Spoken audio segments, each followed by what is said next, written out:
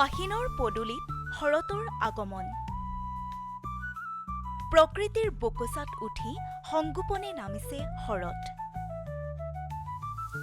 কহুৱাৰ লয়লাস নাচনি আনিছে উৎসৱৰ বতৰা। কহুৱা ফুলৰ নতুন সাজ পিন্ধি আকৌ আহিল শৰৎ। নদীৰ কাষে কাষে এতিয়া শুকুলা কহুৱাৰ ফুল। এই দৃশ্য মঙলদৈৰ।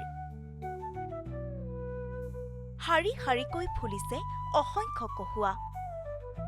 প্ৰকৃতিক সুন্দৰ ৰূপত সজাই তুলিবলৈকে যেন শৰতৰ আগমন। কত কবি কায়কৰ বৰ্ণময় শব্দৰ এটা মিঠা নাম কহুৱা।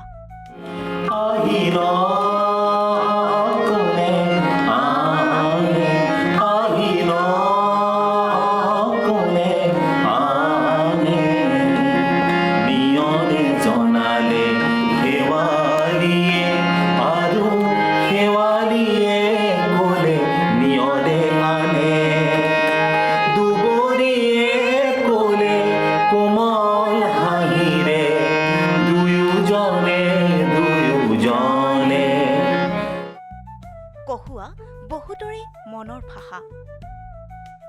শৰতৰ বুকুত আছে সৃষ্টিৰ সমল। এতিয়া চৌপাশে কেৱল শুভ্ৰ শেৱালিৰ অনাবিল সুবাস। মঙলদৈৰ নৈৰ পাৰত ফুলা কহুৱাৰ নাচনে এতিয়া দৃষ্টি আকৰ্ষণ কৰিছে সকলোৰে। শৰতে উন্মনা কৰি তুলিব পাৰে সকলোৰে মন। হৃদয়ে হৃদয়ে সিঁচি দিব পাৰে শেৱালিৰ শুভ্ৰতা, জোনাকৰ স্নিগ্ধতা।